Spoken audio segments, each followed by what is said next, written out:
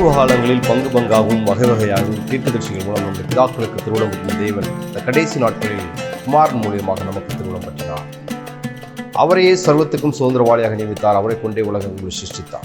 இயேசு கிறிஸ்துவின் வாழ்க்கை வரலாறு பாகம் 37. கர்த்தருடைய பெரிதான கிருபையினாலே, தயவினாலே, அன்பினாலே 36 வாரங்கள் கடந்து வரும்படியாக கர்த்தர் கிருபையை கொடுத்திருக்கிறார். சோதரம். இன்றைய தினத்திலும் நாம் 2 விதமான நிகழ்ச்சிகளை குறித்து நம்ம பார்க்க போகிறோம். வேதத்திலிருந்து ரெண்டுமே லூக்கா புத்தகத்திலிருந்து பார்க்க போகிறோம். லூக்காவிலே 16ஆம் அதிகாரம், அதில் 2 விதமான உவமைகளை குறித்து நம்ம பார்க்க போகிறோம். முதலாவது உக்கிரானக்காரன், அந்த சம்பவம். உக்கிரானக்காரன் யார், அதன் மூலியமாக நமக்கு கிடைக்கக்கூடிய பாடங்கள் என்ன?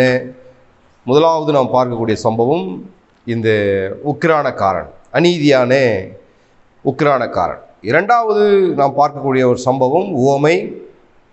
இரண்டாவதாக நாம் பார்க்கக்கூடிய ஒரு உவமை ஐஸ்வர்யவானும் லாசருவும். இதிலிருந்து நமக்கு என்ன பாடம், இதெல்லாம் நம்ம பார்க்க போகிறோம். முதலாவது உக்கிரானக்காரன். இயேசு கிறிஸ்துவின் வாழ்க்கை வரலாறு பாகம் 37. இந்த உக்கிரானக்காரனை குறித்து நம்ம பார்க்க போகிறோம். லூக்கா 16ஆம் அதிகாரத்தில் இந்த உவமையை இயேசு கிறிஸ்து பேசுகிறத பார்க்கலாம். லூக்கா புஸ்தகம் 16வது அதிகாரம், அதில் லூக்கா புஸ்தகம் 16ஆம் அதிகாரத்தில் தன்னுடைய சீசர்களுக்கு உக்கிரானத்துவத்தை பற்றி, உக்கிரானக்காரனை பற்றி அவர் தெளிவாக எடுத்து உரைக்கிறார். யாருக்கு பேசுகிறாரு? சீசர்களுக்கு பேசுகிறார். ஏன் பேசுகிறாரு? கொடுத்த பொறுப்பை எப்படி நிறைவேற்றணும், எப்படி நிறைவேற்றக்கூடாது, இதெல்லாம் நம்ம பார்க்க போகிறோம்.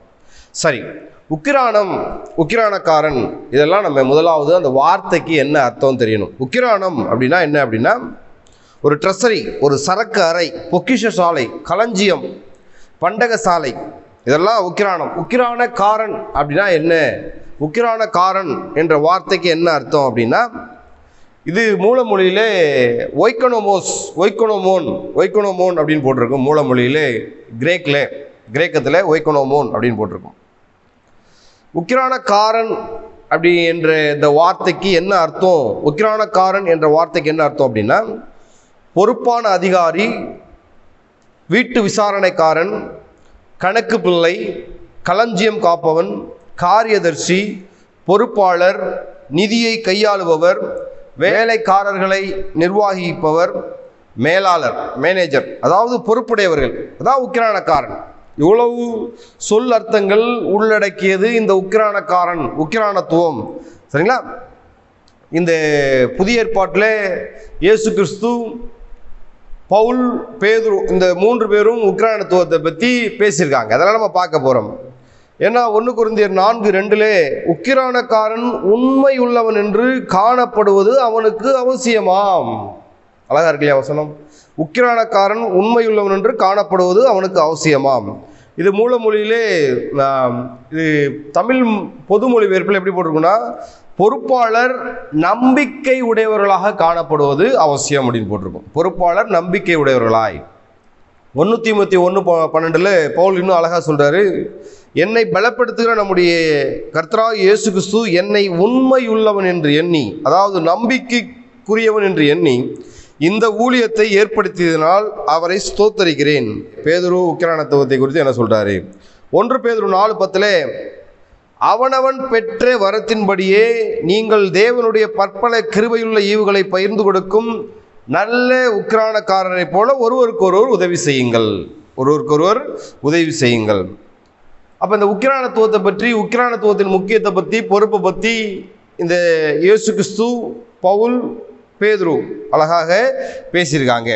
இந்த உக்கிரானக்காரர் அப்படின்னு சொல்லும்போது நமக்கு மனதில் ஞாபகம் வர வேண்டியது, நல்ல உக்கிரானக்காரர்கள் யார் அப்படின்னு சொல்லும்போது நமக்கு முதலாவதாக இந்த யோசேப்பை குறித்து ஞாபகத்துக்கு வரணும், சாமுவேலை குறித்து ஞாபகத்துக்கு வரணும், தானியேலை குறித்து ஞாபகத்துக்கு வரணும். இவங்கெல்லாம் நல்ல, அவங்களுக்கு கொடுக்கப்பட்ட வேலையில சரியா உக்கிரானத்தை பயன்படுத்தியவர்கள்.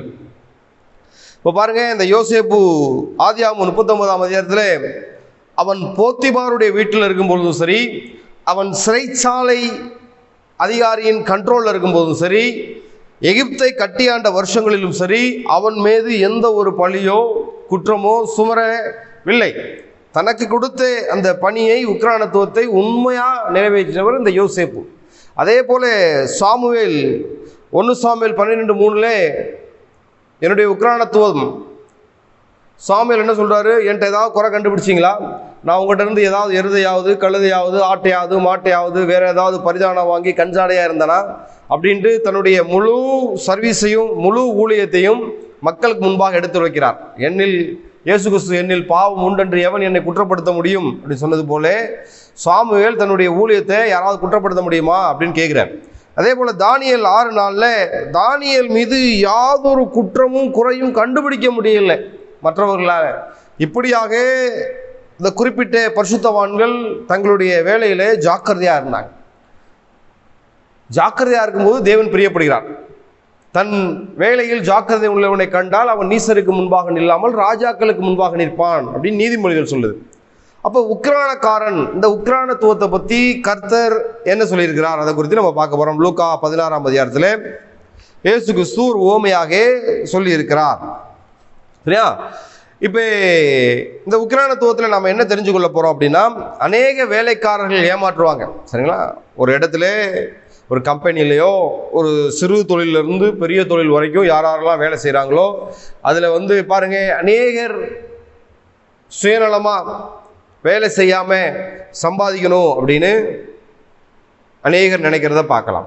அதுக்காகத்தான் ரோமர் 12:8 என்ன சொல்லியிருக்குது, முதலாளியானவன் ஜாக்கிரதையாக இருக்க கடவன். ஒரு பொறுப்பை யார் நம்பி கொடுக்கணும் யார் நம்பி கொடுக்கக்கூடாதுன்னு முதலாளிக்கு தெரியணும். அதான் முதலாளியானவன் ஜாக்கிரதையாக இருக்க கடவன். அப்போ முதலாளியாலும் சரி தொழிலாளியாலும் சரி ஒருவருக்கு முன்பாக ஒருவர் யோக்கியமாக நடந்து கொள்ளணும். ரோமர் 12:17 அழகா வசனம் வருது, எல்லா மனுஷருக்கு முன்பாகவும் யோக்கியமானவைகளை செய்ய நாடுங்கள். 2 கொரிந்தியர் 8:21 கர்த்தருக்கு முன்பாக மாத்திரமல்ல மனுஷருக்கு முன்பாகவும் யோக்கியமானவைகளை செய்ய நாடுகிறோம். அப்ப மற்றவர்களுக்கும் புத்தி சொல்றாரு, இவரும் யோக்கியமா இருக்கிறத சொல்றாரு. சரிங்களா? வேலையில நல்ல உக்கிரானக்காரனும் உண்டு, அநீதியான உக்கிரானக்காரனும் உண்டு. ஆங்கிலத்தில் உக்கிரானக்காரன் அப்படின்னா மேனேஜர், குட் மேனேஜர். நல்ல ஒரு அநீதியான உக்கிரானக்காரன்னா டிஸ்ஹானஸ்ட் மேனேஜர் அப்படின்னு இங்கே மொழிபெயர்த்திருப்பாங்க. சரிங்களா? ஏன்னா ஒரு நபரை நம்பி பொறுப்பை கொடுக்கும்போது பணத்தாசை பொருளாசை ஒரு மனிதன் அப்படியே மாற்றிடும். இப்போ பார்த்தீங்கன்னா ஆகாதவனா போனான், ஆகாதவனா போகிறத பார்க்கலாம். பொருளுக்கு ஆசைப்பட்டு தன்னை மாத்திரமல்ல தன் குடும்பத்தையே அழித்து விட்டதை அவன் பார்க்கலாம். உருவ குத்தி கொண்டான் இந்த ஆகான். அடுத்து பார்க்கலாம் கேயாசி, எலியாவை பின்பற்றி எலிசா 2 மடங்கு வரம் வாங்கினார். இவர் 10 மடங்குல எய்ம் பண்ணியிருக்கணும். பொருளாசையை பின்பற்றி போனதுனாலே இவருக்கு சரிங்களா குஷ்டரோகம் தன்னிலையை இழந்ததை பார்க்கலாம். யூதாஸ் பரிசுத்தராகிய இயேசு கிறிஸ்துவிடம் ஊழியம் செய்தவன். பொருளாசை எவ்வளோ பெரிய மனிதனையும் மாற்றிடும். எப்படி ஒரு குயவனுடைய கையில் இருக்கும்போதே இந்த மண்பானை கெட்டு போய்விட்டோ அதே போல் இயேசு கிறிஸ்துவின் கரங்களில் இருக்கும்போதே கெட்டு போனவன் இந்த யூதாஸ். அப்போ இந்த ஓமையிலிருந்து இயேசு கிறிஸ்து நமக்கு என்ன சொல்ல வரார் அதெல்லாம் நம்ம பார்க்க போகிறோம். இந்த ஓமையினுடைய கருத்து பணத்தை எப்படி கையாளுவது, பணத்தை எப்படி செலவழிப்பது, இந்த பணத்தை வைத்து எப்படி ஜனங்களை ஆதாயப்படுத்திக் கொள்வது அப்படின்லாம் இயேசு கிறிஸ்து பேசுகிறார். ஒளியின் பிள்ளைகள் எப்படி இருக்காங்க, பிரபஞ்சத்தின் பிள்ளைகள் எப்படி இருக்காங்க பண விஷயத்தில். சரிங்களா? ஒளியின் பிள்ளைகள் என்றால் தேவனுடைய பிள்ளைகள், இந்த பிரபஞ்சத்தின் பிள்ளைகள் என்றால் தேவனை அறியாத பிள்ளைகள். சரிங்களா? இதெல்லாம் குறித்து பேசுகிறார். 1 கொரிந்தியர் 4:1 பவுல் தன்னை தேவனுடைய ரகசியங்களின் உக்கிரானக்காரன் என்று அடையாளப்படுத்திக் கொள்கிறத பார்க்கலாம். அதனால பல ரகசியங்களை நிருபங்களின் வாயிலாக சபைகளுக்கு தெரியப்படுத்துகிறார். இந்த உக்கிரானத்துவத்தை பற்றி இயேசு தெரிந்த உவமையிலிருந்து தெரியாத விஷயங்களை பேசுகிறார், எச்சரிக்கிறார். ஒரு எஜமான் கொடுத்து சொல்லும் வேலையை அது பணமாக தான் இருக்கணும்னு அவசியம் கிடையாது. உக்கிரானத்துவம் அப்படின்னா என்னன்னா, ஒரு எஜமான் கொடுத்து சொல்லும் வேலையை அது பணமாகத்தான் இருக்கணும் அப்படின்னு அவசியம் கிடையாது. அசதியின்றி எஜமானே அங்கிருந்து ஞானத்துடன் நிர்வாகித்தால் அதை எப்படி நிர்வாகிப்பாரோ அதை போல கருத்துடன் செய்ய வேண்டியவன் தான் இந்த உக்கிரானக்காரன். எஜமான் இருக்கிற ஸ்தானத்திலே எஜமான் அநேக காரியங்கள் இருக்கிறதுனால அங்கே இருக்க முடியாது. சரிங்களா? அப்போ எஜமான் இருக்கக்கூடிய ஸ்தானத்தில் எஜமான் ஒரு நபரை வச்சுட்டு போகிறாரு. அப்போ எஜமானுக்கு மதிப்பளித்து தனக்கு சம்பளம் கொடுக்கறத குறித்து அவன் பயந்து அதை கரெக்டாக செய்யணும். அப்படி செய்ய வேண்டியவன் தான் இந்த உண்மையான உக்கிரானக்காரன். உக்கிரானத்துவத்தை பெற்றுக்கொண்டவர்கள் பாக்கியவான்கள். எல்லாருக்கும் உக்கிரானத்துவம் கிடைச்சிடாது. அநேகர் பொறுப்பு இல்லாமல் இருக்கிறத பார்க்கலாம். வீடுகளில், சபைகளில், உலக காரியங்களில் பொறுப்பு இல்லாமல் இருக்கிறாங்க. அவங்களை யாரும் கேட்க முடியாது. ஏன்னா அவங்களுக்கு பொறுப்பு கிடையாது, உக்கிரானம் கிடையாது. உக்கிரானத்துவத்தை பெற்றுக்கொண்டவர்கள் பாக்கியவான்கள். ஏன்னா கர்த்தருக்குள் புது சிருஷ்டியாக்கப்பட்ட பிறந்த ஒவ்வொருவரும் உக்கிரானக்காரர்கள். கிறிஸ்துவுக்குள் பொறுப்பு அளிக்கப்படாமல் எந்த கிறிஸ்துவனும் கிடையாது. ரட்சிக்கப்பட்டு ஒரு மனிதன் சபைக்கு உள்ள வரான்னா அவனுக்கு ஒரு பொறுப்பு இருக்குது. அப்போ பொறுப்பு இல்லாமல் எந்த கிறிஸ்துவனும் கிடையாது. அப்போ உக்கிரானத்துவத்தில் இந்த உக்கிரானக்காரனுடைய நிலைமை என்ன, அதெல்லாம் நம்ம பார்க்கணும். நல்லா கவனித்து கேளுங்க, பல ரகசியங்கள் இதிலிருந்து வெளிப்படும். அப்போ உக்கிரானக்காரன்னா எஜமான் ஒரு பொறுப்பு கொடுத்துட்டு போயிருக்காரு. எஜமான் எப்போ வருவாருன்னு தெரியாது, ஆனால் வருவாருன்னு தெரியும். எஜமான் எப்போ வந்து கேட்டாலும் கணக்கை உடனே கொடுக்கணும். அதுதான் உக்கிரானக்காரன். சரிங்களா? நைட்டு வந்து கேட்டாலும், எப்போ வந்து கேட்டாலும், இல்லை கொஞ்சம் வெயிட் பண்ணுங்க, நாளைக்கு தரேன், நாளை கழிச்சு தரேன், அப்படி கிடையாது. எப்போ வந்தாலும் கணக்கு கரெக்டாக இருக்கணும். அப்போ அவன் கணக்கு கரெக்டாக பார்த்துருக்கான், கணக்கு நல்லா வச்சுருக்கான்னு அர்த்தம். இந்த 2 பேதுரு 3:10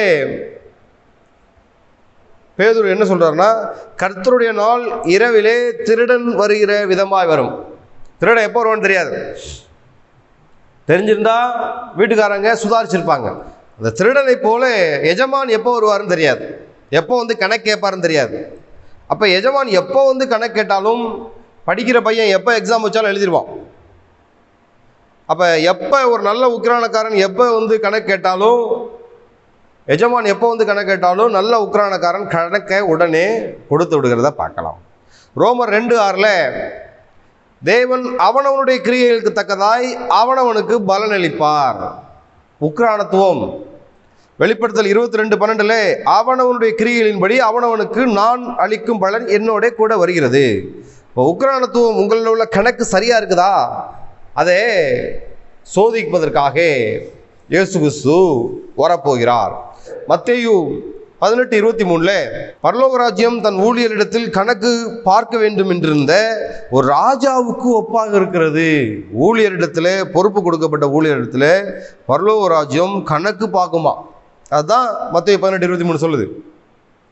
எபிரேயர் 4:13 அவருடைய பார்வைக்கு மறைவான சிருஷ்டி ஒன்றும் இல்லை, சகலமும் அவருடைய கண்களுக்கு முன்பாக நிர்வாணமாயும் வெளியரங்கமாயும் இருக்கிறது, அவருக்கே நாம் கணக்கு ஒப்புவிக்க வேண்டும். இப்போ இந்த வசனங்களிலிருந்து என்ன நம்ம பார்க்குறோம்னா, திருடன் வரைகிற விதமாய், பரலோக ராஜ்யம் பார்க்கிற விதமாய் எப்போ வேணாலும் எஜமான் ஒருவர். அப்போ உக்கிரானத்துவத்தை பெற்றவர்கள், தேவனிடத்திலிருந்து வேலையை பெற்றவர்கள், எஜமானிடத்திலிருந்து வேலையை பெற்றவர்கள் எப்போ கணக்கு கேட்டாலும் கணக்குக்கு கரெக்டாக அந்த பேப்பர்ஸ் வச்சுருக்கணும். லூக்கா 12:35 அந்த உக்கிரானத்துவத்தை பற்றி எப்போ வேணாலும் ஆயத்தமாக இருக்கணும். அதை பற்றி என்ன சொல்லுது அப்படின்னா, உங்கள் அறைகள் கட்டப்பட்டதாயும் உங்கள் விளக்குகள் எரிகிறதாயும் தங்கள் எஜமான் கல்யாணத்திலிருந்து வந்து தட்டும் பொழுது உடனே அவருக்கு திறக்கும்படி எப்பொழுது வருவார் என்று காத்திருக்கிற மனுஷருக்கு ஒப்பாகவும் இருங்கள். நீங்கள் ஒரு வேலையில் இருக்கிறீங்களா, எஜமான் எப்போ வேணாலும் கணக்கு கேட்பார். எஜமான் எப்போ வேணாலும் கணக்கு கேட்பார். எப்போ வேணாலும் எஜமான் வந்து கணக்கு கேட்கும்போது இந்த கணக்கை சரியாக நீங்கள் ஒப்பு கொடுத்துட்டீங்க அப்படின்னா, உண்மையும் உத்தமும் உள்ள ஊழியக்காரனே எஜமானுடைய சந்தோஷத்தில் பிரவேசி அப்படின்னு சொல்லிட்டு உங்களை ஏற்றுக்கொள்வான். ஏன்னா கணக்கு ரொம்ப முக்கியம். எப்படி ஒரு ஓட்டப்பந்தயத்தில், ஒரு 100 மீட்டர் ஓட்டப்பந்தயத்தில் ஒரு 7 பேர் நிற்கிறாங்க, விசில் எப்போ கேட்கும், காலுக்கு முன்னாடி காது ஆயத்தமாக இருக்கும்.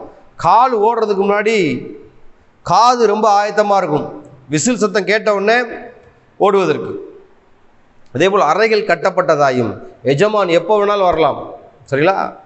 ஆனால் வரும்போது தேவன் உங்கள்கிட்ட கொடுத்த தாளந்த சம்பத்தை, பிள்ளைகளை, கணவனை, மனைவியை, குடும்பத்தை, பிள்ளைகள் எல்லாவற்றையும் தேவன் கணக்கு கேட்பார். அதான் அந்த உக்கிரானக்காரனுடைய உண்மையிலேருந்து நம்ம இனிமே தான் பார்க்க போகிறோம். இப்போ இயேசு தன்னுடைய சீசர்களுக்கு சொன்ன ஓமை இது, இந்த உக்கிரானக்காரன் ஓமை. சரிங்களா?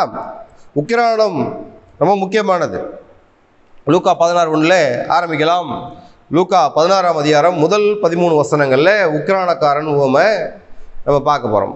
ஐஸ்வர்யனாகிய ஒரு மனுஷனுக்கு ஒரு உக்கிரானக்காரன் இருந்தான். என்னென்ன இதில் ஒரு 10 விஷயங்களை பார்த்துட்டு உள்ளே போக போகிறோம். ஐஸ்வர்யவானாகிய ஒரு மனிதனுக்கு ஒரு உக்கிரானக்காரன் இருந்தான். அவன் தன்னுடைய எஜமானுடைய ஆஸ்திகளை அழித்து போடுவதாக எஜமானுக்கு அறிவிக்கப்பட்டது. யாரோ போட்டு கொடுத்துருக்காங்க, இல்லை உண்மையை சொல்லியிருக்காங்க. 3வது, அப்பொழுது எஜமான் அவனை வரவழைத்தான். 4வது, உன்னை குறித்து நான் இப்படி கேள்விப்படுகிறது என்ன, உன் உக்கிரான கணக்கை ஒப்புவி. 5வது, உன்னுடைய உக்கிரான கணக்கை ஒப்புவி. 6வது, நீ இனி உக்கிரானக்காரனாக இருக்கக்கூடாது. 7வது, உக்கிரானக்காரன் எஜமான சந்திச்சுட்டான், எஜமானுடைய கோபத்தை பெற்றுக்கொண்டான், நியாய தீர்ப்பை பெற்றுக்கொண்டான். தனக்குள்ள என்ன சொல்கிறான், நான் என்ன செய்வேன், என் எஜமான் உக்கிரான விசாரிப்பிலிருந்து என்னை தள்ளி போடுகிறானே.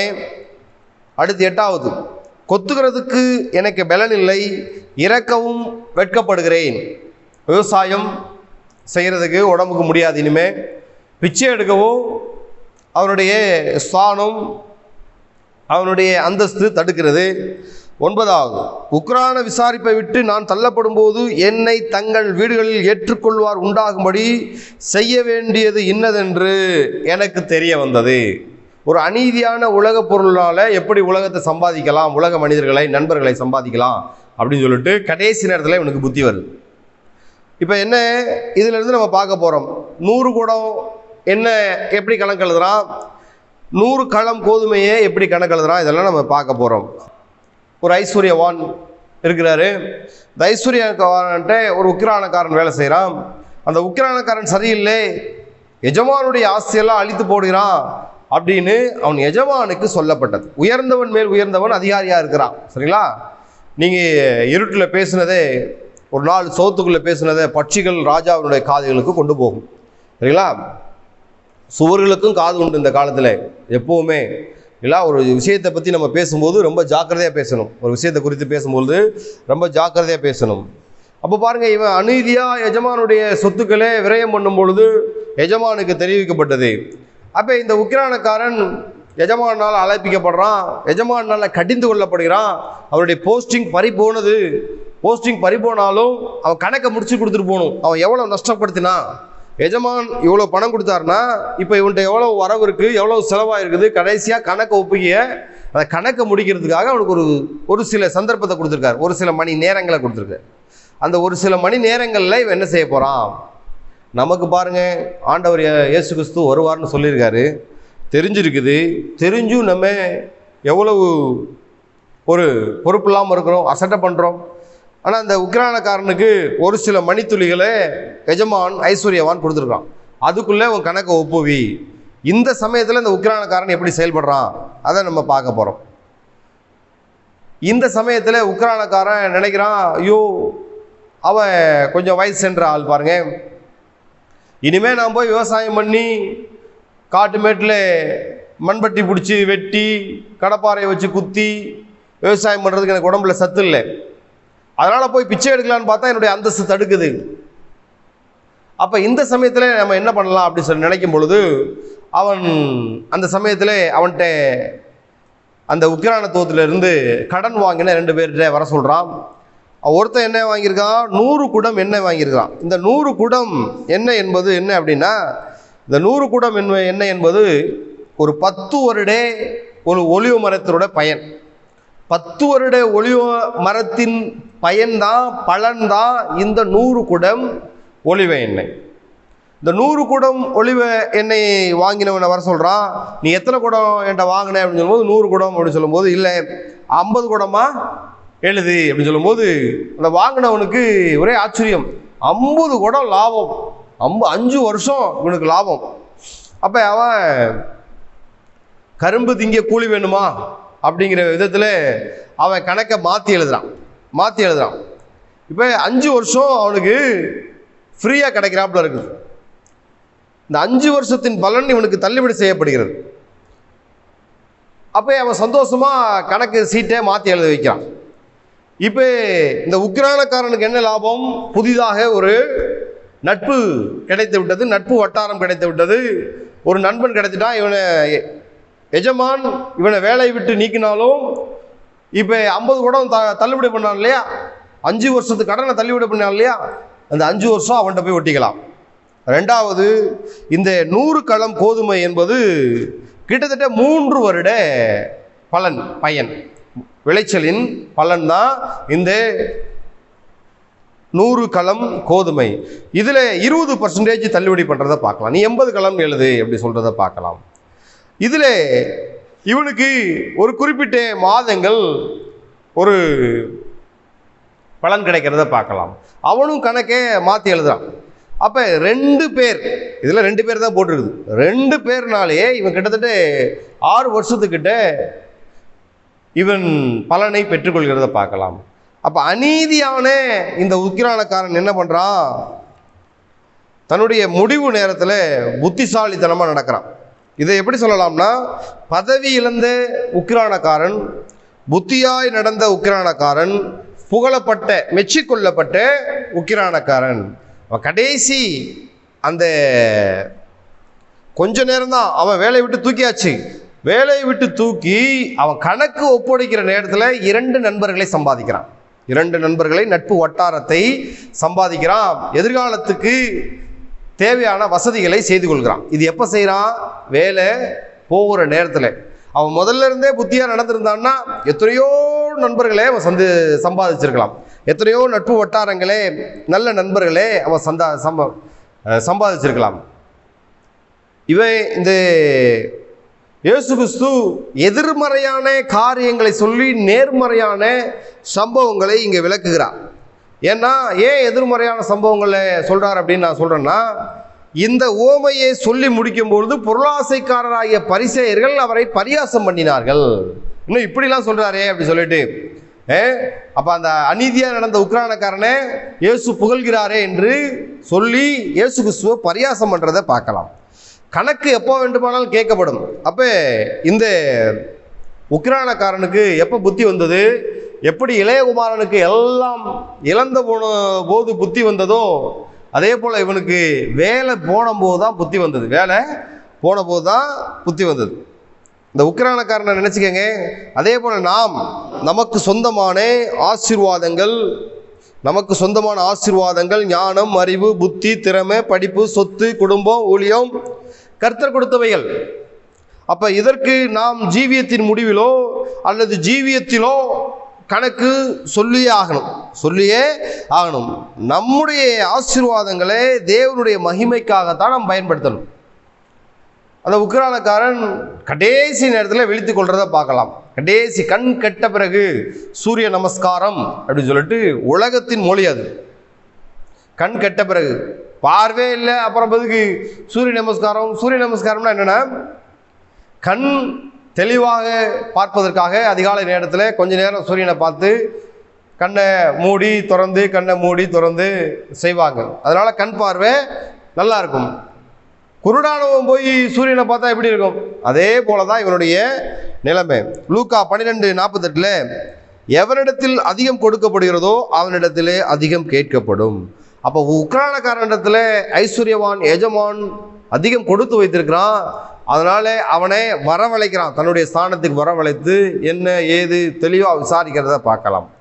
இந்த சமயத்தில் இந்த உக்கிரானக்காரன் அந்த 100 குடம் எண்ணெய் என்ன பண்ணா, இந்த 100 களம் கோதுமை என்ன பண்ணான்னு தெரியும் பொழுது, அப்போ அந்த உக்கிரானக்காரன் புத்தியாக நடந்து கொண்டதை எண்ணி அந்த எஜமான் ஐஸ்வர்யவான் மெச்சிக்கொள்கிறான். ஏன்னா அவனுடைய எதிர்காலத்திற்காக இவன் 2 நட்பு வட்டாரங்களை சம்பாதித்து கொண்டதை பார்க்கலாம். சரிங்களா? இது அநீதியான ஒரு விஷயமாக இருக்கிறது. அதில் உக்கிரானத்துவ பணியில் அவர்கள் செயல்பாடு எவ்வளவு ஞானம் நிறைந்ததாக இருக்கிறது என்பதை இயேசு கிறிஸ்து சுட்டி காட்டுகிறார். அதே போல ஒளியின் பிள்ளைகள் உக்கிரானத்துவ பணியில் மிகவும் ஞானமுடன் செயல்பட வேண்டியவர்கள் அப்படிங்கிறதையும் அவர் சொல்கிறார். இந்த உக்கிரானக்காரன் ஓமையில் இயேசு சொல்ல வர்றது என்னன்னா, லூக்கா 16:12 வேறொருடைய காரியத்தில் நீங்கள் உண்மை உள்ளவர்களாக இராவிட்டால் யார் உங்களை நம்பி உங்களிடத்தில் மெய்யான பொருளை ஒப்புவிப்பார்கள். மெய்யான பொருள், உலகப் பொருள் வேறே, மெய்யான பொருள் வேறே. உலக பொருளிலே நீங்கள் உண்மையாக இல்லை அப்படின்னா மெய்யான பொருள், பரத்துக்குரிய பொருளில் பரத்துக்குரிய காரியங்களை யார் உங்களிடம் ஒப்புவிப்பார்கள்? எந்த ஊழியக்காரனும் 2 எஜமான்களுக்கு ஊழியம் செய்யக்கூடாது. ஒருவனை பகைத்து மற்றவனை சிநேகிப்பார்கள், அல்லது ஒருவனை பற்றி கொண்டு மற்றவர்களை அசட்டை பண்ணுவார்கள். தேவனுக்கும் உலக பொருளுக்கும் ஊழியம் செய்ய உங்களால் கூடாது. இந்த சமயத்தில் தேவன் இந்த ஐஸ்வர்யவான் உக்கிரானக்காரர் உவமையிலையும் என்ன சொல்றார் அப்படின்னா, உலக காரியங்களில் ஈடுபட்டு கொண்டு நீங்கள் உன்னதமானவருடைய காரியங்களில் ஈடுபடக்கூடாது அப்படிங்கிறத அவர் தெளிவாக சொல்றார். ஏன்னா உலக காரியங்கள், அதாவது நீங்கள் ஒரு ஸ்தலத்தில் வேலை செய்து கொண்டே நீங்கள் கர்த்தருடைய ராஜ்யத்தை கட்டும் பொழுது பாருங்க, 2ல் ஏதாவது ஒன்றில் தான் கவனம் இருக்கும்.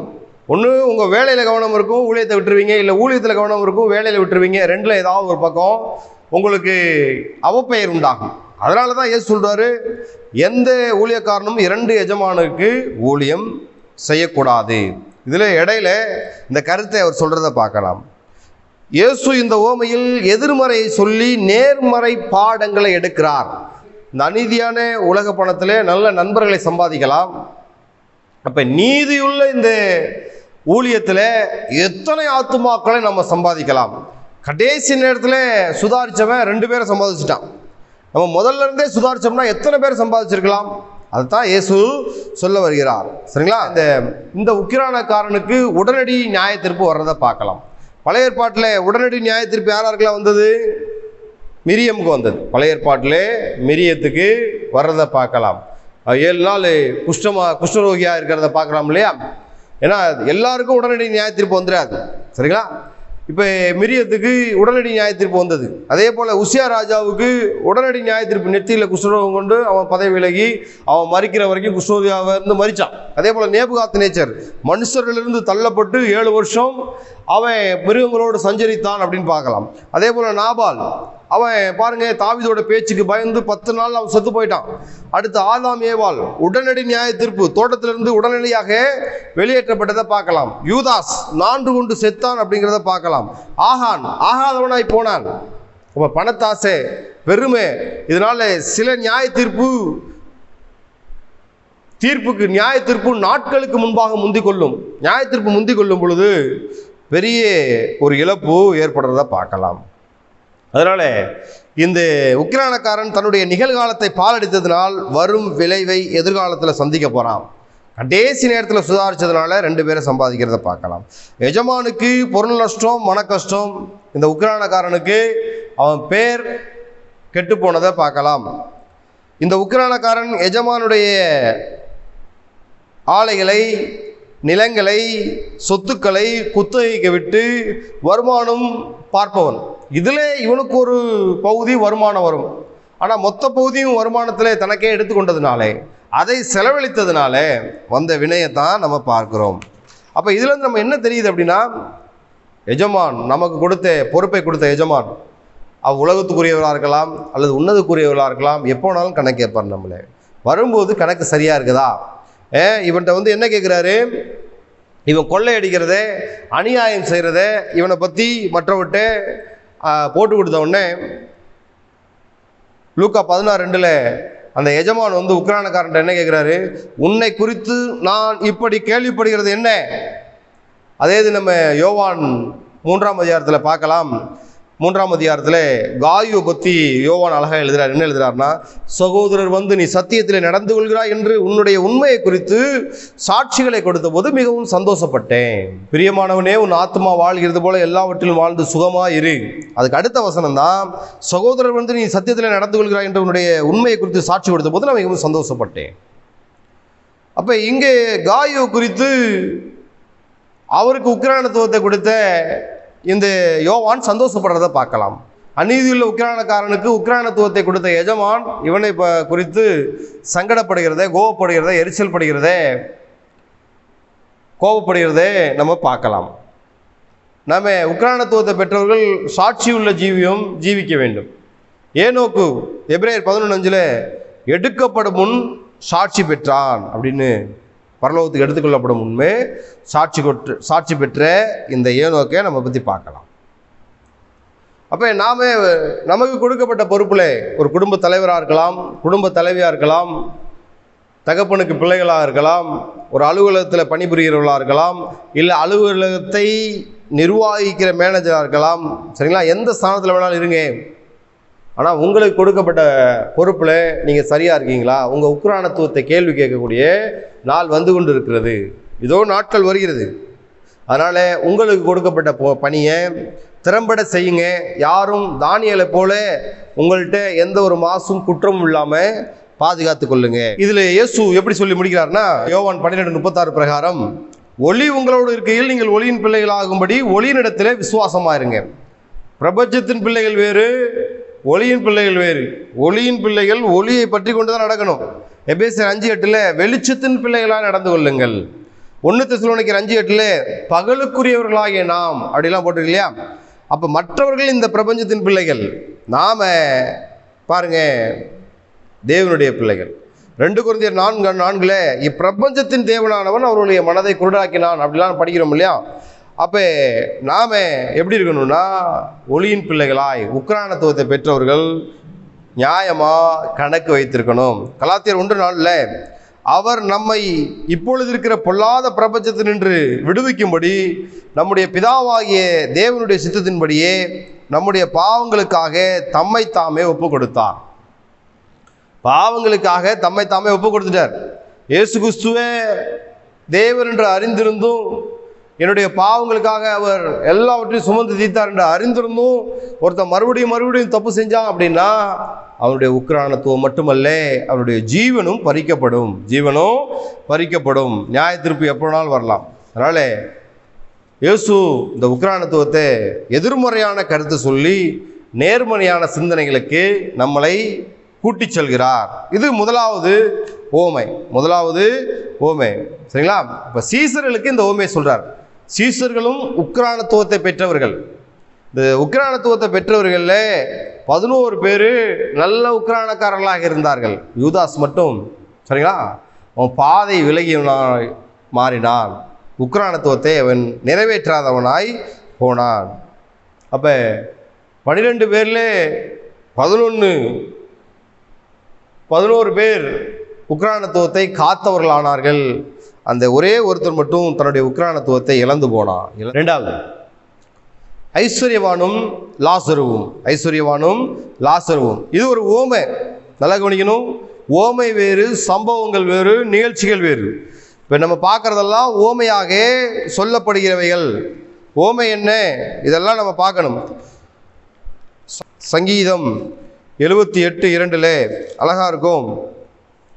என் வாயை உவமைகளால் திறப்பேன், பூர்வ காலத்து மறைபொருட்களை வெளிப்படுத்துவேன். சங்கீதம் 49:4 என் செவியை உவமை மொழிக்கு சாய்த்து என் மறைபொருள்களை சுரமண்டலத்தின் மேல் வெளிப்படுத்துவேன். அடுத்து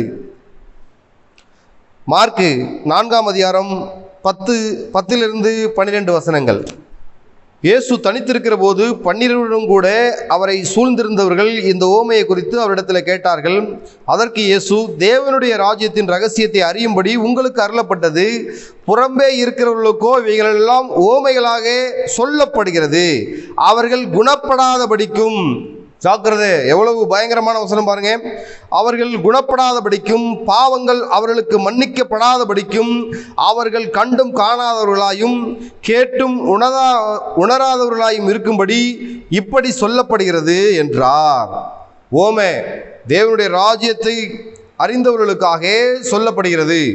சரிங்களா? அடுத்து மத்தேயு 13 பார்த்தீங்கன்னா இன்னும் நல்லா இருக்கும். மத்தேயு 13:10-11 அப்பொழுது சீசர்கள் அவரிடத்தில் வந்து, ஏன் அவர்களோட ஓமைகளாக பேசுகிறீர்கள் என்று கேட்டார்கள்.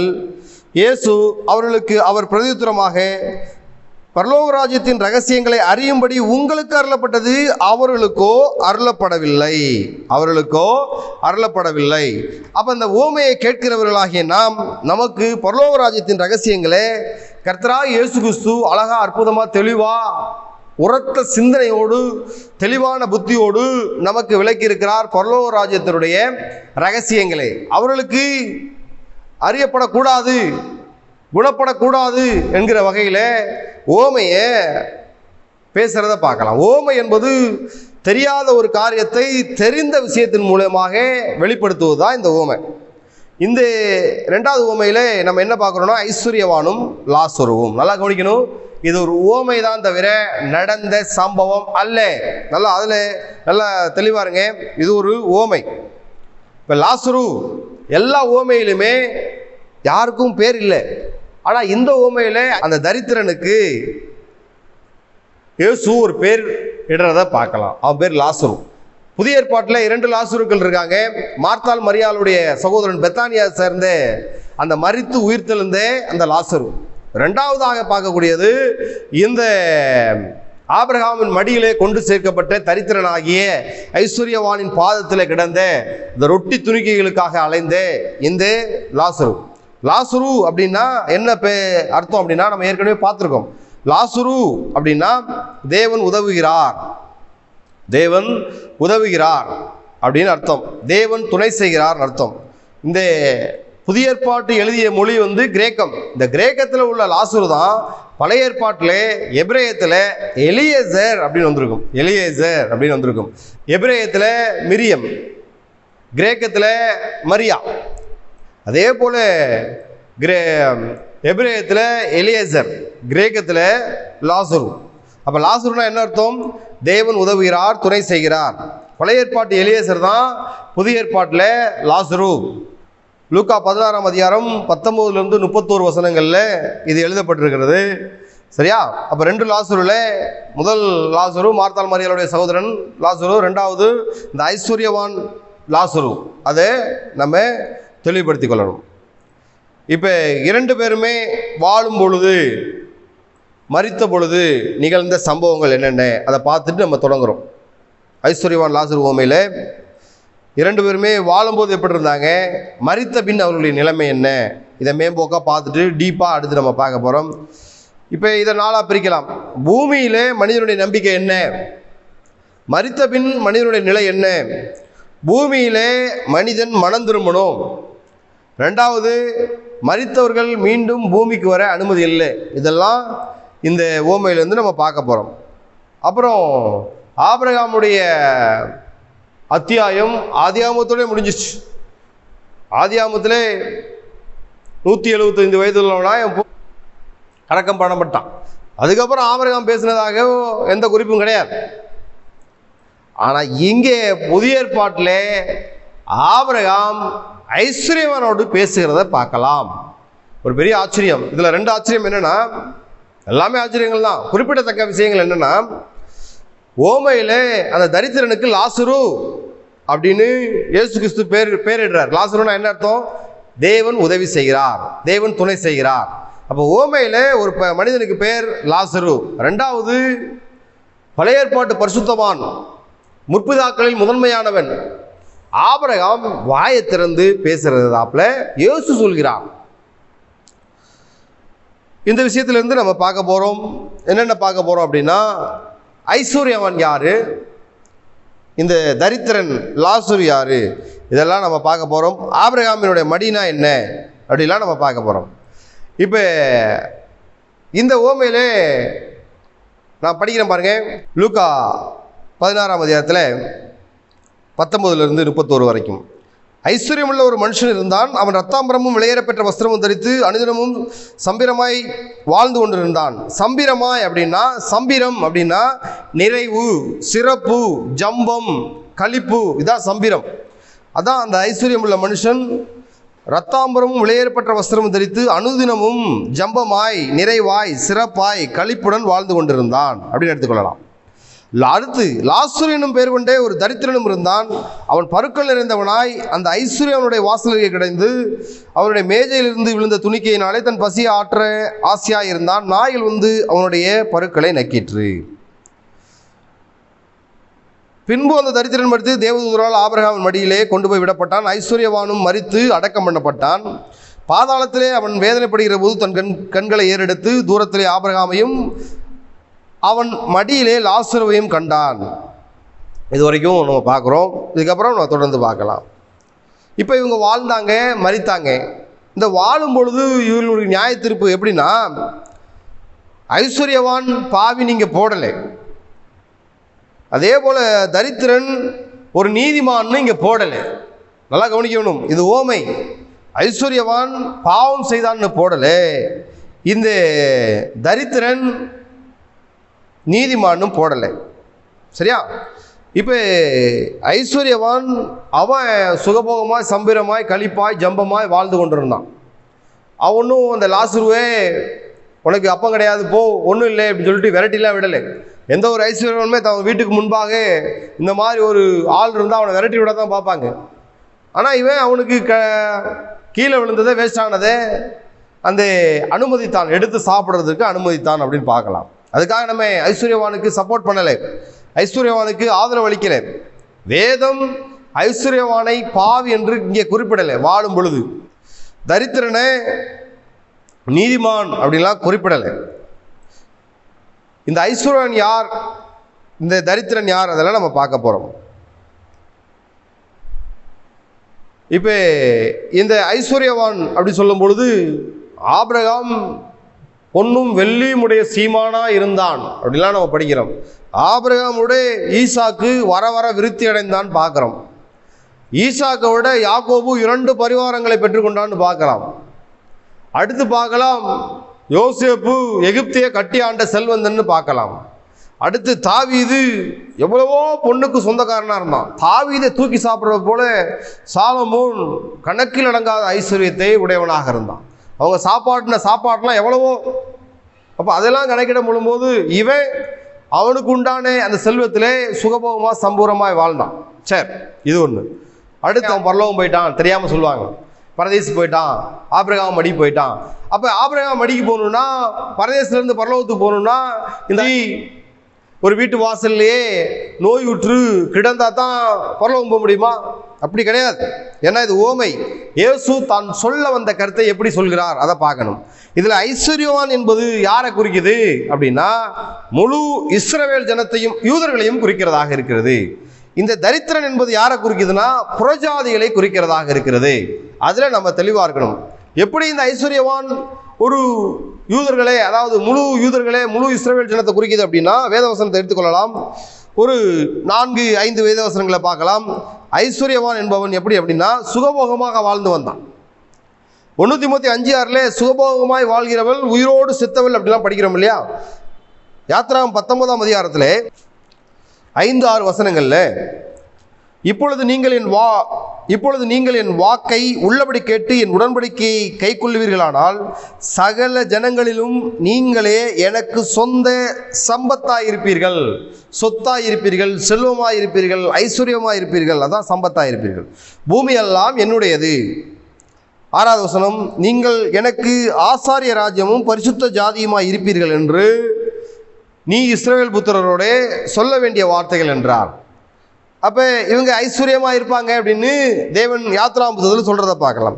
அதே உபாகமம் புத்தகத்தில் 7வது அதிகாரம் 6வது வசனத்தில் என்ன சொல்கிறார் அப்படின்னா, உபாகமம் 7வது அதிகாரம் 6வது வசனத்தில், நீ உன் தேவனாய கர்த்தருக்கு பரிசுத்த ஜனம், பூச்சக்கரத்தில் உள்ள எல்லா ஜனங்களிலும் உன் தேவனாய கர்த்தர் உன்னை தமக்கு சொந்தமாக இருக்கும்படி தெரிந்து கொண்டார்.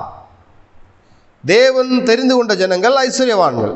ரோமர் புஸ்தகம் 9ஆம் அதிகாரம், ரோமர் 9ஆம் அதிகாரத்தில் 4-5 வசனங்கள் பார்த்தீங்கன்னா,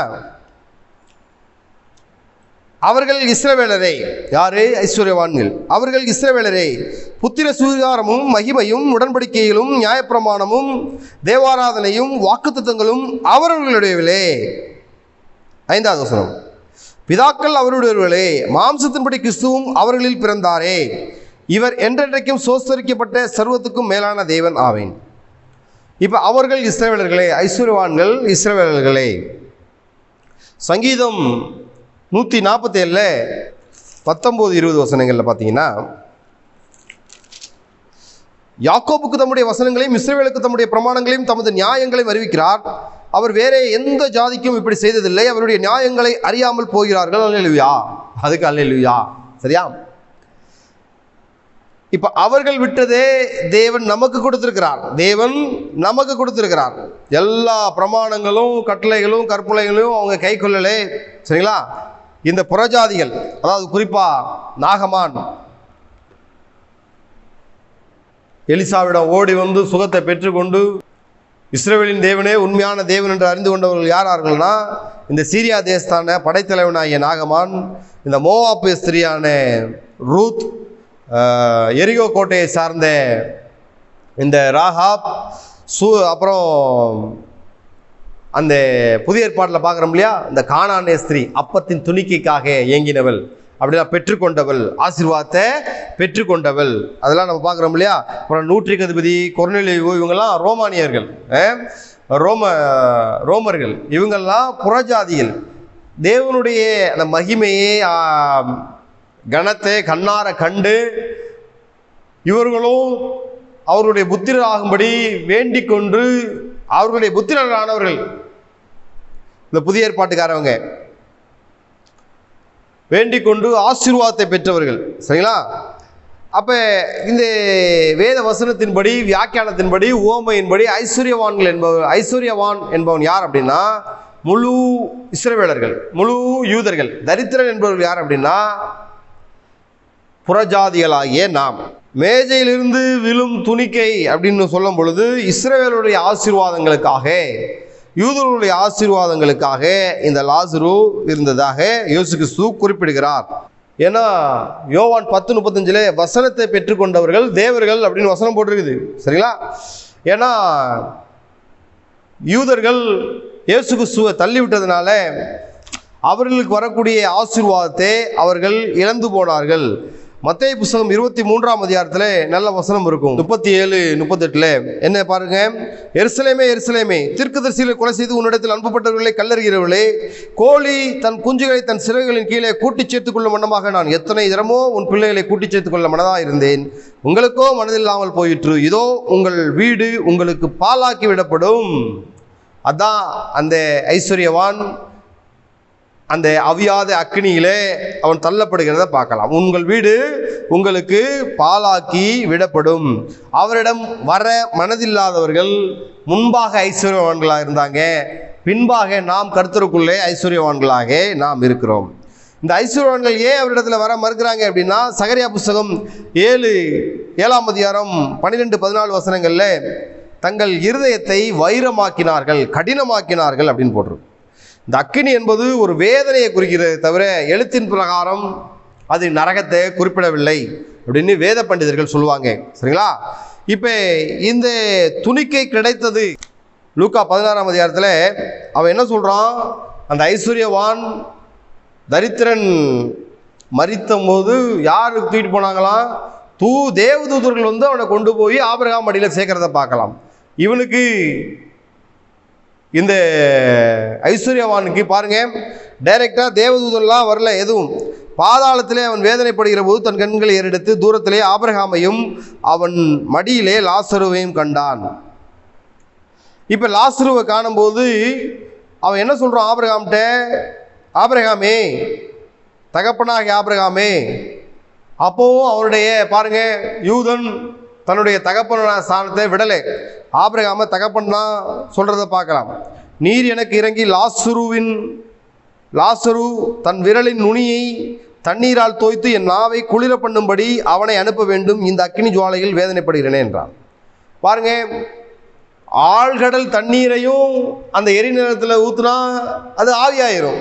அப்படியாப்பட்ட ஒரு எரிநரகம். அதில் போய் விரலில் கொஞ்சம் தண்ணி எடுத்து எனக்கு கொடு அப்படின்னு சொல்கிறத பார்க்கலாம். இதே சம்பவம் தான் தேவன் தன்னை பரியாசம் பண்ண மாட்டார், மனுஷன் எதை விதைக்கிறானோ அதை அறுப்பான்னு வசனம் சொல்லுது. இதே தான் இவன் உயிரோடு இருக்கும் பொழுது அவன் என்ன பண்ணா, அவனுடைய மேஜையிலிருந்து விழுந்த துணிக்கைகளாலே தன் பசியை ஆற்ற ஆசையாக இருந்தான். அவன் மேஜையிலிருந்து கொஞ்சமாக விழும் இல்லையா, அந்த துணிக்கையினாலே பசியை ஆற்ற ஆசையாக இருந்தான், பசியை ஆற்றிக்கொண்டான். அதே போல் அந்த கானானிய ஸ்திரீயும் அந்த துணிக்கைகளை நாய்க்குட்டிகள் தின்னுமே, கானானிய ஸ்திரீ ஆசீர்வாதத்தை பெற்றுக்கொண்டாள், துணிக்கைகளை பெற்றுக்கொண்டவள். அதே போல இந்த துணிக்கைகளை பெற்றுக்கொண்ட இந்த தரித்திரன் லாசரு ஆபிரகாமின் மடிக்கு த சைட் ஆஃப் ஆபிரகாம்னு போட்டிருக்கும். ஆங்கிலத்தில் என்னவிலே த சைட் ஆஃப் ஆபிரகாம்னு போட்டிருக்கும். அங்கே போய் விடுறத பார்க்கலாம். அப்போ இவன் துணிக்கையில தான் இவனுக்கு கொடுத்தான். இவன் பாருங்க கேட்குறான், அந்த விரல் சொட்டு தண்ணீர் வேணும்னு கேட்குறான். நீ எவ்வளவு தண்ணீர் பாய்ச்சுகிறவனுக்கு தண்ணீர் பாய்ச்சப்படும், எவன் தண்ணீர் பாய்ச்சுகிறானோ அவனுக்கு தண்ணீர் பாய்ச்சப்படும். அப்போ இவன் கொஞ்சமாக தான் ஒன்றுமே பாய்ச்சலை, அப்படி இறைச்சி தான் விட்டான். அதே போல் கொஞ்சமாவது தண்ணி வேணுமான்னு அவன் தவிக்கிறத பார்க்கலாம். சரிங்களா? அடுத்து இந்த ஓமையை சொல்லர்த்தம் ஞானார்த்தம், இதை சொல்லர்த்தமாக எடுக்கக்கூடாது. இந்த ஓமையை இவங்க இப்படி வந்தாங்க, நரகத்துக்கு போனாங்க, ஆபிரகாமுக்கு மடிக்கு போனாங்க, சொல்லர்த்தமாக இந்த ஓமையை எடுக்கக்கூடாது. ஓமை வேறு, நடந்த சம்பவம் வேறு. இது நடக்காத சம்பவம் ஓமை, நடக்காத சம்பவம் ஓமை. இதை ஞானார்த்தமாக நாம் எடுத்துக்கொள்ள வேண்டும். ஏன்னா மரித்தவர்களுக்கு எந்த நினைவுமே சுயநினைவுமே கிடையாது. மரித்தவர்களுக்கு இயேசு தான் சொல்ல வந்ததை விவரிக்கிறார். உங்கள்கிட்ட இருந்து ராஜ்யம் எடுக்கப்பட்டு புறஜாதிகளுக்கு கொடுக்கப்படும், அதே மறைமுகமாக சொல்றார், அதே மறைமுகமாக சொல்றார். ஏன்னா மரித்த பின்பு மனிதன் எதையுமே அறியான், மனிதன் எதையுமே அறியான். வேதத்தில் பலமுறை சொல்லியிருக்கிறது போல 8 பேர் மரித்தாங்க, 8 பேர் உயிர்த்தாங்க. யார் யாரு அப்படின்னா, இந்த சாரிபாத் விதவையினுடைய மகன், சூனேமியாளுடைய மகன், அப்புறம் எலிசாவுடைய எலும்புப்பட்டு மறுபடியும் உயிர்த்தெழுந்த ஒரு மனிதன். அடுத்து பார்த்தீங்கன்னா புதிய ஏற்பாட்டிலே நாயின் ஊர் விதவியின் மகன், யவீருடைய மகள், மூன்றாவதா லாசரு. இந்த 3 பேர் இயேசுவினாலே, அடுத்து பேதுருனாலே தபித்தாள் என்ற தொற்கால், அடுத்து பவுல்னாலே ஐத்தகும். இந்த 8 பேரும் மரித்தாங்க, உயிர்த்தெழுந்தாங்க. அப்போ இந்த 8 பேரும் மரித்த உடனே என்ன நடந்துச்சு? நான் பரலோகம் போனேன், நான் பரதேசு போனேன், நான் ஆபிரகாம் மடி போனேன், நரகம் போனேன், எதுவுமே சொல்லலை. ஏன்னா மரித்த பின்பு அவர்களுக்கு சுயநினைவே கிடையாது. 4 நாள் ஆச்சு. யாரு? லாசரு, அந்த மார்த்தாள் மரியாளுடைய சகோதரன் மரித்து 4 நாள் ஆச்சு. அவனே ஒன்றும் சொல்லலை. அவனே, ஏன்னா அவங்களுக்கு நினைவுகளே இருக்காது. வேதவசனம் ஆதாரமாக இருக்குது. என்னென்னா பிரசங்கி 9ஆம் அதிகாரம் 5-6 வசனங்களில், உயிரோடு இருக்கிறவர்கள் தாங்கள் மரிப்பதை அறிவார்களே, மரித்தவர்கள் ஒன்றும் அறியார்கள், இனி அவர்களுக்கு ஒரு பலனும் இல்லை, அவர்கள் பேர் முதலாய் மறக்கப்பட்டிருக்கிறது, அவர்கள் சிநேகமும் அவர்கள் பகையும் அவர்கள் பொறாமையும் எல்லாம் ஒளிந்து போயிற்று, சூரியனுக்கு கீழே செய்யப்படுகிறது ஒன்றிலும் அவர்களுக்கு இனி என்றைக்கும் பங்கில்லை. மரித்த உடனே ஒன்றுமே இல்லைங்கிறார், ஒரு ஞாபகம் கூட இருக்காது.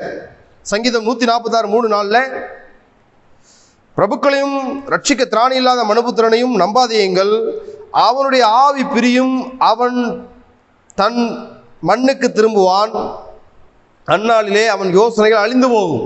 யோசனைகள் அழிந்து போகும் அப்படின்னு சங்கீதக்காரன் சொல்றான். முதல்ல சாலமோன் சொல்றதை பார்க்கலாம், இப்போ சங்கீதக்காரன் சொல்றதை பார்க்கலாம். யோபு என்ன சொல்றாரு பாருங்க, யோபு புத்தகம் என்ன சொல்லுது பாருங்க. யோபு 14:40, மனுஷனோ வென்றால் செத்தபின் ஒளிந்து போகிறான், மனுபுத்திரன் ஜீவித்து போனான், அவன் எங்கே? இதுக்கு அடுத்து முக்கியமான வசனம். அநேகருக்கு இந்த வசனத்தை பற்றி யாருமே தெரியாது, நல்லா கவனிங்க. யோபு 14:21, அவன் பிள்ளைகள் கனமடைந்தாலும் அவன் உணரான், அவர்கள் சிறுமைப்பட்டாலும் அவர்களை கவனியான். சரிங்களா? இதான் உண்மை. மரித்த உடனே ஒருத்தர் செத்துட்டான் அப்படின்னா அதோட அவனுடைய நினைவுகள் காலி. ஒருத்தர் ஆப்ரேஷன் பண்ணுறாங்க, இந்த அனஸ்தேசியா மயக்க மருந்து கொடுக்குறாங்கன்னா அவன் டக்குன்னு நினைவு இழந்துருவான். அதுக்கப்புறம் அவனுக்கு ஆப்ரேஷன் எப்படி நடந்துச்சு, என்ன நடந்துச்சு, அப்படிதான். மரித்தா அவ்வளோதான். அப்போ மரித்த உடனே ஒருத்தருக்கு நினைவு இருக்குது, தான் பிள்ளை பெரிய பதவியில் இருக்கிறான், அதிகாரத்தில் இருக்கிறான், ஆளுமையில் இருக்கிறான், பணக்காரனாக இருக்கிறான், ஒன்றும் தெரியாது. பிள்ளை பிச்சை எடுக்கிறான், கஷ்டப்படுறான், துன்பப்படுறான், ஒன்றும் தெரியாது, ஒன்றும் தெரியாது. இயேசு தான் சொல்ல வந்த ஓமைகளை விலக்கி காட்டுவதற்காக உங்களிடத்திலிருந்து பிடுங்கப்பட்டு பரலோக ராஜ்யம் புறராஜ்யத்து கொடுக்கப்படுகிறது அப்படிங்கிறத சொல்றதுக்காக இந்த ஓமையை சொல்றார். சரியா? இப்போ இதுதான் உண்மை. இதில் பேய் போன வாரம் செத்து போனவங்க வந்திருக்கான், அவன் செத்து போனவங்க, அது பாருங்க இந்த மந்திரவாதிகள் செய்கிற ஒரு கட்டுக்கதை, அடுத்தவர்களை ஏமாற்றவர்கள் சொல்லுகிற ஒரு கட்டுக்கதை. மரித்தவர்களே அவர்கள் எழும்பி வர்றதில்லை. ஒரே தரம் மரிப்பதும் பின்பு நியாயத்திற்படைவதும் மனிதருக்கு நியமிக்கப்பட்டிருக்கிறது. அதனால் மரித்த உடனே அவருடைய நினைவுகள் எல்லாம் அற்று போயிற்று. அதனால மரித்தவர்களுக்கு ஒரு நினைவும் கிடையாது. தானியேல் 12:2 கூட என்ன சொல்லுது வசனம்? பூமியின் தூளிலே நித்திரை பண்ணுகிறவர்களாகிய அநேகரில் சிலர் நித்திய ஜீவனுக்கும் சிலர் நித்திய நிந்தைக்கும் இகழ்ச்சிக்கும் வெளுத்து எழுந்திருப்பார்கள். எங்க நித்திரை பண்ணுகிறவர்கள்? பூமியின் தூளிலே. நித்திரை பண்ணுகிறவர்களுக்கு ஒன்றும் தெரியாது. அதே தான் தானியேல் 12ஆம் அதிகாரம் 13ஆம் வசனத்தில், நீயோ வென்றால் முடிவு மட்டும் போயிரு, நீ இளைப்பாரி கொன்று நாட்களின் முடிவிலே உன் சுதந்திர விதத்துக்கு எழுந்திருப்பாய். எத்தனை வருஷம் செத்தாலும் சரி, கிமு 1ஆம் நூற்றாண்டில் இறந்திருந்தாலும் சரி, இப்போ ஒன்றும் ஞாபகம் இருக்காது. யாரும் பரலோகத்துக்கு ஏறி போல. இது வரைக்கும் இந்த சம்பவம் இயேசு உயிரோடு இருக்கும்போது இயேசு சொன்ன ஊமை. யாரும் பரலோகத்துக்குலாம் ஏறி போல, அவர் தான் ஒருத்தர் தான் பரலோகத்துக்கு ஏறி போனார். ஏன் இந்த ஊமை அப்படின்னா, சொல்ல வந்த கருத்தை தெளிவாக புரியும்படி அவர் சொல்கிறத பார்க்கலாம். சரிங்களா? இந்த மார்த்தாள் மரியாள் சகோதரன் உயிர்த்தெழுந்தும் போது கூட மார்த்தாளுக்கு மரியாளுக்கு உயிர்த்தெழுதலை பற்றி ஒரு அறிவு இருந்துச்சுனால அவங்க புரிஞ்சுக்கிறாங்க. புதிய ஏற்பாட்டு மக்கள், இயேசு கிறிஸ்துவோட மக்கள், இயேசு கிறிஸ்துவோட இருந்தவர்கள். இயேசு லாசரு மரணம் அடைந்தவர் என்ன சொல்றார்? இயேசு அவளை நோக்கி என்ன சொல்றாரு? இயேசு அவளை நோக்கி உன் சகோதரன் உயிர்த்தெழுந்திருப்பான் என்றார். அதற்கு மார்த்தாள் என்ன சொல்றா? உயிர்த்தெழுதல் நடக்கும் என்று கடைசி நாளிலே அவனும் உயிர்த்தெழுவான் என்று அறிந்திருக்கிறேன். அப்ப புதிய ஏற்பாட்டில் இயேசு கிறிஸ்துவுக்கு பிறகு வாழ்ந்தவர்கள், இயேசு கிறிஸ்துவோடு வாழ்ந்தவர்களுக்கு தான் உயிர்த்தெழுதலை பற்றி ஒரு நம்பிக்கை இருக்குது. பழைய ஏற்பாட்டில் ஒண்ணுமே கிடையாது. இயேசு கிறிஸ்துவ அறியாதவர்களுக்கு இந்த உயிர்த்தெழுதலை பற்றி ஒன்றும் தெரியாது. அப்போ இயேசு சொன்ன ஓமை ஒரு புரிந்து கொள்ளுதலுக்காக, பரலோக ராஜ்யம் உங்கள்கிட்ட இருந்து எடுக்கப்பட்டு அவர்கள்ட்ட போகுது அப்படிங்க சொல்றதுக்காக. அப்போஸ்தலர் 7ஆம் அதிகாரத்தில் கூட சேவான் கல்லறியப்படும் போது இவர்களை மன்னியுங்கள், இயேசு கிறிஸ்து என்ன அறிக்கையிட்டாரோ அதே போல இவனும் அறிக்கையிட்ட பார்க்கலாம். பிதாவே இவர்களுக்கு மன்னியும், தாங்கள் செய்கிறது இன்னதென்று அறியாது இருக்கிறார்கள் என்று சொல்லி அவன் நித்திரை அடைந்ததாக தான் பார்க்குறோமே தவிர, அவன் பாருங்க அவன் பரலோகத்துக்கு போனான் அப்படிலாம் பார்க்கல. அவன் உயிரோடு இருக்கும் பொழுது வலது பார்சத்திலே, தேவனுக்கு வலது பார்சத்திலே இயேசு எழுந்து நின்று அவனை வரவேற்கிற அந்த சம்பவத்தை மட்டும் நம்ம பார்க்கலாம். அவனுக்கு மரியாதை கொடுக்குற நிமித்தமாக எழுந்து நிற்கிற சம்பவத்தை மட்டுமே நம்ம பார்க்கலாம். அப்போ மரணத்தை பற்றியும் உயிர்த்தெழுதலை பற்றியும் ஒரு தெளிவான சிந்தனை இருக்கணும். அந்த சிந்தனை இருந்தால் தான் இந்த ஓமையெல்லாம் நம்ம படித்து தெரிந்து கொள்ள முடியும். அவன் ஆபிரகாம் மடியில் பரதேசத்தில் இருந்தான், இவன் நரகத்தில் இருந்தான், சரிங்களா? அது ஒரு ஓமையாக சொல்லப்பட்டது. பரலோக ராஜ்யம் எடுத்து புறஜாதிகளுக்கு கொடுக்கப்பட்டதை குறித்து இயேசு கிறிஸ்து சொல்றதை பார்க்கலாம். அப்போ இங்கே ஐஸ்வர்யவானும் ஆபிரகாமும் உரையாடக்கூடிய ஒரு சம்பவம் நிகழ்கிறது.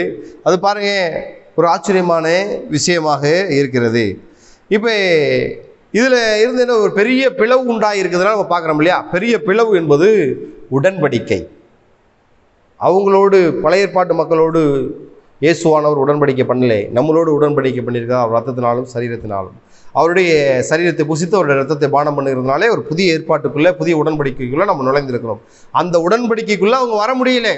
அதனால தான் ஆபிரகாம் சொல்றாரு, பெரிய பிளவு உண்டாயிருக்கிறது, உடன்படிக்கை உண்டாயிருச்சு அப்படிங்கிறார். சரியா? அப்போ கடந்து வர முடியாத பெரிய பிளவு என்பது, சரிங்களா, அந்த உடன்படிக்கையை காட்டுகிறதே, அந்தஸ்தை காட்டுகிறதே பார்க்கலாம். அப்பொழுது அவன், அப்படியானால் தகப்பனே, எனக்கு 5 சகோதரர் உண்டு, அவர்களும் வேதனை உள்ள இந்த இடத்துக்கு வராதபடி அவன் போய் அவர்களுக்கு சாட்சியாக அறிவிக்கும் பொருட்டு நீர் அவனை என் தகப்பன் வீட்டுக்கு அனுப்பும்படி உம்மை வேண்டிக் கொள்கிறேன் என்றான். ஆபிரகாம் அவனை நோக்கி, அவர்களுக்கு மோசையும் தீர்க்கதரிசிகளும் உண்டு, அவர்களுக்கு அவர்கள் செவி கொடுக்கணும் என்றான்.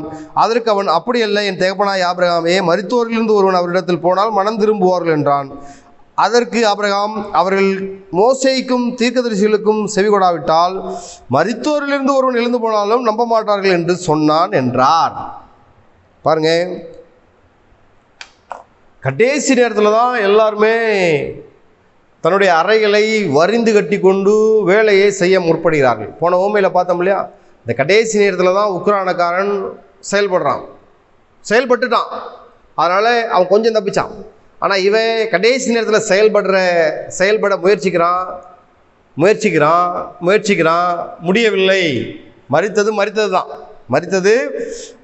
தான்.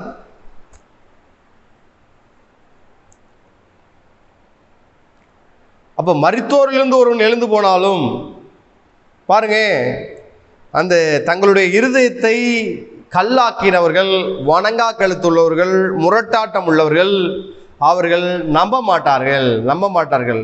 லாசரு மரித்து 4 நாள் ஆயிடுச்சு, உயிரடைகிறான். கொஞ்சம் விசுவாசிக்கிறாங்க ஜனங்கள், அவன் பின்பாக போறாங்க, இயேசுவை விசுவாசிக்கிறாங்க. ஆனால் நடந்த சம்பவம் என்ன? இயேசுவின் மரணத்துக்கு பிறகு ஆளை காணும். எத்தனை பேர் விசுவாசிக்கிறோம் அத்தனை பேரும் வலுவிலைக்கு போகிறத பார்க்கலாம். அப்போ பின்பற்றுதல் என்பது அடிப்படையாக மனம் திரும்புதலிருந்து வரணும். அப்போ இந்த ஓமையிலிருந்து நாம் தெரிந்து கொள்ளக்கூடிய விஷயம் என்ன? இது ஒரு சம்பவம் அல்ல, இது ஒரு ஓமை. அதனால தெரிஞ்சுக்கணும். சரிங்களா? மத்தேயு 21:43 ஆகையால் தேவனுடைய ராஜ்யம் உங்களிடத்திலிருந்து நீக்கப்பட்டு அதற்கேற்ற கனிகளை தருகிற ஜனங்களுக்கு கொடுக்கப்படும். இந்த உவமையில கொடுக்கப்பட்டது. இந்த உவமையில கொடுக்கப்பட்டது. சத்தியத்தை மேய்ந்து கொள்ள ஆசைப்பட்டவன் சத்தியத்தை மேய்ந்து கொண்டவன். தேவனுக்கு பயந்து சத்தியத்திற்காக வாஞ்சித்த புறஜாதியார் பழைய ஏற்பாடுலாம் இருக்காங்க. ராகாப், ரூத்து, அப்புறம் புதிய ஏற்பாட்டில் கானானிய ஸ்திரீ, நூற்றுக்கு அதிபதி, கொர்நேலியு, இவங்கெல்லாம் இருக்கிறாங்க. அப்போ யாரெல்லாம் தேவனுடைய அந்த சத்தியத்துக்கு பயந்து நடக்க ஆசைப்பட்டார்களோ அவர்கள் எல்லாம் ஆபிரகாமுடைய மடிக்கு அழைத்து செல்லப்படுவார்கள். அதாவது அவர்கள் எல்லாம் தேவனுடைய ராஜ்யத்துக்கு அழைத்து செல்லப்படுவார்கள். சரிங்களா? எபிரேயர் 12 ஒரு சில வசனங்களை படித்து நம்ம முடிக்க போகிறோம். எபேசியர் 2 அதிகாரம் 11 13 வசனங்கள். அக்காலத்திலே கிறிஸ்துவை சேராதவர்களும் இஸ்ரவேலருடைய காணியாட்சிக்கு புறம்பானவர்களும் வாக்குத்தத்தத்துக்கு புறம்பானவர்களும் வாக்குத்தத்தத்தின் உடன்படிகளுக்கு அந்நியரும் நம்பிக்கை இல்லாதவர்களும் இவ்வுலகத்தில் தேவனற்றவர்களுமாய் இருந்தீர்கள் என்று நினைத்துக் கொள்ளுங்கள். முன்பே தூரமாய் இருந்த நீங்கள் இப்பொழுது கிறிஸ்து இயேசுவுக்குள் கிறிஸ்துவின் இரத்தத்தினாலே சமீபமானீர்கள். ரோமர் 4 அதிகாரம் 17 வசனத்தில் அநேக ஜாதிகளுக்கு உன்னை தகப்பனாக ஏற்படுத்தினேன் என்று எழுதியிருக்கிறபடி அவன் தான் விசுவாசித்தவருமாய் மரித்தோரை உயிர்ப்பித்து இல்லாதவைகளை இருக்கிறவர்கள் போல அழைக்கிறவருமாய் இருக்கிற தேவனுக்கு முன்பாக நாம் எல்லோருக்கும் தகப்பனானான். முதல்ல ஆபிரகாம் யூதருக்கு மட்டும்தான் தகப்பன். இந்த ரோமர் புத்தகம் 4 அதிகாரத்தின்படி இயேசுவை விசுவாசித்ததுனால இல்லாதவரை இருக்கிறவை போல அழைக்கிற தேவனுக்கு முன்பாக நாம் எல்லோருக்கும் தகப்பனானான். விசுவாசித்ததுனாலே நம்ம எல்லோருக்கும் தகப்பனானதை பார்க்கலாம். சரிங்களா? யோவான் 1 அதிகாரம் 12 வசனத்தில் நல்லா போட்டிருக்கும்.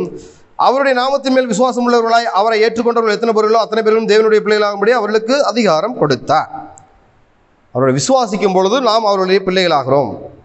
அப்போ ஆபிரகாம் மடி என்பது எல்லோருக்கும் தகப்பன் என்றாவதாகும். எல்லோருக்கும் அவன் தான் தகப்பன். இந்த விரல் நுனியில் தண்ணீர் என்பது தேவனுடைய சத்தியத்தை குறிக்கிறதாக இருக்கிறது. தேவனுடைய சத்தியத்தை குறிக்கிறதாக இருக்கிறது. மார்க்கு 7 அதிகாரம் 27 வசனத்தில் ஏற்கனவே இதை குறித்து சொல்லியிருக்கிறார். மார்க்கு 7 அதிகாரம் 27 வசனத்தில் என்ன சொல்லியிருக்கிறாரு அப்படின்னா, இயேசு கானானிய ஸ்திரீயை நோக்கி முந்தி பிள்ளைகள் திருப்தி அடையட்டும், பிள்ளைகளின் அப்பத்தை எடுத்து நாய்க்குட்டிக்கு போடுகிறது நல்லதல்ல. அப்பத்தையே கொடுத்தாலும் அவங்க அப்பத்தை ஏற்க மறுக்கிறாங்க. அப்போ அவங்க மறுதளித்த அப்பம் வேணாம்னு சொன்ன அப்பம் இந்த கானானிய ஸ்திரீக்கு கிடைத்தது போல புறஜாதிகளுக்கு கிடைத்தது. சரிங்களா? ஏன்னா யாத்ராமம் இந்த பிள்ளைகளுக்கு போடுறது நல்ல முந்தி பிள்ளைகள் திருப்தி அடையட்டும்னு சொன்னார் இல்லையா? யார் அந்த பிள்ளைகள்னா யாத்ராகம் 4:22 படி இஸ்ரவேல் என்னுடைய குமாரன் என் சேஷ்டபுத்திரன் அப்படி சொல்கிறத பார்க்கலாம். அப்போ அவங்க இயேசுவை தேவனை மறுதளித்ததுனாலே அவர்கள் சொந்தமாக இருந்த இந்த பரலோக ராஜ்யத்துக்கு நாம் சொந்தமாகிறோம். இந்த பெரும்பளவு என்பது மத்தேயு 26:28 படி ஒரு புதிய உடன்படிக்கை. இது பாவ மன்னிப்பு உண்டாகும்படி அநேகருக்கு சிந்தப்படுகிற புது உடன்படிக்கைக்குரிய என்னுடைய இரத்தமாக இருக்கிறது. அப்போ பெரும்பளவு என்பது இயேசு கிறிஸ்து நமக்காக ஏற்படுத்தின ஒரு உடன்படிக்கை. ரோமர் 3:22 ரொம்ப முக்கியமான விஷயம், அதை பார்க்கலாம். ரோமர் 3:22 அது இயேசு கிறிஸ்துவை பற்றும் விசுவாசத்தினாலே பலிக்கும் தேவநீதியே விசுவாசிக்கிற எவர்களுக்குள்ளும் எவர்கள் மேலும் அது பலிக்கும், வித்தியாசமே இல்லை. உடன்படிக்கை குறித்து சொல்கிறத பார்க்கலாம். வித்தியாசமே விசுவாசிக்கிறவர்களுக்கு எவர்களுக்குமே அது பலிக்கும், வித்தியாசமே இல்லை. தேவநீதி வித்தியாசமே இல்லை. இப்போ இதிலிருந்து நம்ம என்ன தெரிஞ்சுக்கிறோம்? நாம தரித்திரர்களா ஐஸ்வர்யவான்களா அப்படி சொல்லும்போது அந்த கதையின் பிரகாரம் அல்ல, நாம் கிறிஸ்துவுக்குள் இப்பொழுது ஐஸ்வர்யவான்களாக இருக்கிறோம். அதாவது சத்தியத்தை தெரிந்து கொண்ட ஜனங்களாய், இயேசு எனக்காக பாவமானார், எனக்காக சாவமானார், என்னுடைய வியாதிகளை என்னுடைய அக்கிரமங்களை எல்லாம் சுமந்து தீர்த்தார் அப்படிங்கிற ஒரு சத்தியம் தெரியும் பொழுது நாம் அவருக்குள்ளே ஐஸ்வர்யவான்களாக இருக்கிறோம். சரிங்களா? அப்போ கொலேசியர் 2:2 படி எல்லா ஐஸ்வர்யத்துக்கும் நாம் சொந்தக்காரர்களாக இருக்கிறோம். நாம் இந்த ஆபிரகாம் மடி, இவன் இந்த அக்னியில் வேதனைப்படுறது இதெல்லாம் எழுத்தின் பிரகாரமாக நாம் எடுத்துக்கொள்ளக்கூடாது. இது என்பது ஞானார்த்தமாக எடுக்கக்கூடிய ஒரு விஷயமாக இருக்கிறது. சரியா? இது சில பேர் எழுத்தின் பிரகாரமாகவே எடுத்துக்கொள்வார்கள். இயேசு கிறிஸ்து மரித்த பிறகுதான் பரலோகத்துக்கு போகக்கூடிய காரியங்கள் எல்லாம் பேசப்படும், செயல்படுத்தப்படும். இவர் ஒரு ஓமையா சொன்ன காரியம். ஏன்னா இன்னும் பலியே செலுத்தப்படலையே, இன்னும் இயேசு கிறிஸ்து சிலுவையிலே பலியாகவில்லை. அதுக்கப்புறம் எப்படி, அதுக்கு முன்னாடி எப்படி பரலோகம் போகிறது? இதெல்லாம் ரொம்ப ஜாக்கிரதையாக இருக்கணும். ஆபிரகாமின் மடி அப்படி சொல்லும் பொழுது இந்த மடி என்பது ஒரு ஆசீர்வாதமான காரியத்தை குறிக்கிறதாக இருக்குது. ஆதியாகமம் 16:5 அப்பொழுது சாராய் ஆபிரகாமை நோக்கி, எனக்கு நேரிட்ட அநியாயம் உன்மேல் சாரும், என் அடிமை பெண்ணை உம்முடைய மடியிலே கொடுத்தேன். அடிமை பெண்ணை உம்முடைய மடியிலே கொடுத்தேன் அப்படின்னு சொல்றத பார்க்கலாம். மடி என்பது ஒரு ஆசீர்வாதத்தை, ஆசீர்வாதத்தின் பிறப்பிடத்தை குறிக்கிறதாக இருக்கிறது. ஆதியாகமம் 50:23 யோசேப்பு எப்ராயிமுக்கு பிறந்த 3ஆம் தலைமுறையாகிய பிள்ளைகளையும் கண்டான். மனாசேயின் குமாரனாகிய மாகீரின் பிள்ளைகளையும் யோசேப்பின் மடியிலே வளர்க்கப்பட்டார்கள். மடி என்பது ஒரு ஆசீர்வாதத்தின் பிறப்பிடம், ஒரு பாதுகாப்பான இடம். அதை தாண்டி யாரும் வந்துட முடியாது. ரூத் 4:16 நகோமி அந்த போவாசுக்கும் ரூத்துக்கும் பிறந்த பிள்ளையை எடுத்து தன் மடியிலே வைத்து அதை வளர்க்கிற தாயானாள் அப்படிலாம் நம்ம பார்க்குறோம் இல்லையா? இப்போ கலாத்தியர் 3:29 பிரகாரம் நாம் கிறிஸ்துவுடையவர்களானால் ஆபிரகாமின் சந்ததியாராயும் வாக்குத்தத்தத்தின்படியே சுதந்திரராகவும் நாம் இருக்கிறோம். அப்போ இந்த எபிரேயர் 4:5 அன்றியும் அவர்கள் என்னுடைய இளைப்பாறுதலில் பிரவேசிப்பதில்லை என்றும் அந்த இடத்தில் தானே சொல்லுகிறார். அதில் பாருங்க, எபிரேயரை பார்த்து முடிக்கலாம். எபிரேயர் 4:5 எடுத்துக்கலாம். அன்றியும் அவர்கள் என்னுடைய இளைப்பாறுதலில் பிரவேசிப்பதில்லை என்றும் அந்த இடத்தில் தானே சொல்லியிருக்கிறார். எந்த இடத்துல நம்ம பார்க்கலாம்? எபிரேயர் 4:10-11 பார்க்கலாம்.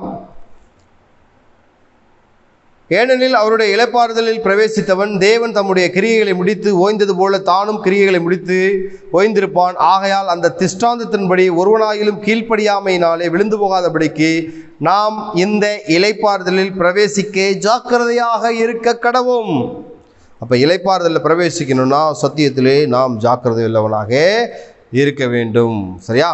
அப்போ நாம் கவனிக்க வேண்டிய 2 காரியங்கள் என்ன அப்படின்னா, இது உவமையாக சொல்லப்பட்டது. உவமையாக, இது சொல்லர்த்தமாக அப்படி எடுத்துக்கொள்ளக்கூடாது, ஞானார்த்தமாக நாம் எடுத்துக்கொள்ளப்பட வேண்டும்.